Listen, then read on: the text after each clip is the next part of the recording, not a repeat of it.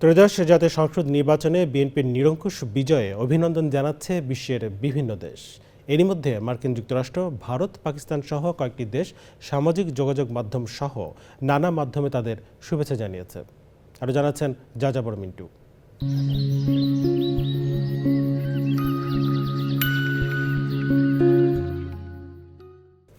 জাতীয় সংসদ নির্বাচনে একক সংখ্যাগরিষ্ঠতা পাওয়ায় বাংলাদেশের সম্ভাব্য প্রধানমন্ত্রী বিএনপি চেয়ারম্যান তারেক রহমানকে অভিনন্দন জানিয়েছেন ভারতের প্রধানমন্ত্রী নরেন্দ্র মোদী।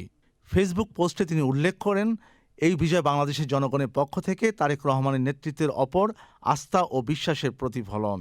তিনি আশা প্রকাশ করেন, আগামী দিনে দুই দেশের মধ্যে বহুমুখী সম্পর্ক আরও শক্তিশালী হবে এবং অভিন্ন উন্নয়নের লক্ষ্যগুলো অর্জনে উভয় দেশ একযোগে কাজ করে যাবে। শুভেচ্ছা জানিয়েছে ঢাকার মার্কিন দূতাবাস। শুক্রবার সকালে ঢাকার মার্কিন দূতাবাসের ফেসবুক পেজে দেওয়া এক পোস্টে বলা হয়, একটি সফল নির্বাচন আয়োজনের জন্য বাংলাদেশের জনগণকে অভিনন্দন। দুদেশের সমৃদ্ধি ও নিরাপত্তার অভিন্ন লক্ষ্য অর্জনে একসঙ্গে কাজ করার জন্য যুক্তরাষ্ট্র অধীর আগ্রহে অপেক্ষা করছে।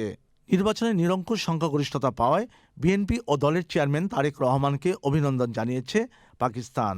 শুক্রবার পাকিস্তান হাইকমিশন বাংলাদেশের অফিসিয়াল ফেসবুক পেজ থেকে দেয়া শুভেচ্ছা বার্তায় পাকিস্তানের প্রেসিডেন্ট আসিফ আলী জারদারি বলেন, বাংলাদেশের গণতান্ত্রিক আকাঙ্ক্ষার প্রতি পাকিস্তানের পূর্ণ সমর্থন রয়েছে এবং বাংলাদেশের নতুন সরকারের সঙ্গে বাণিজ্য, প্রতিরক্ষা ও সাংস্কৃতিক বিনিময় সহ বিভিন্ন ক্ষেত্রে সহযোগিতা জোরদার করতেও আগ্রহী পাকিস্তান।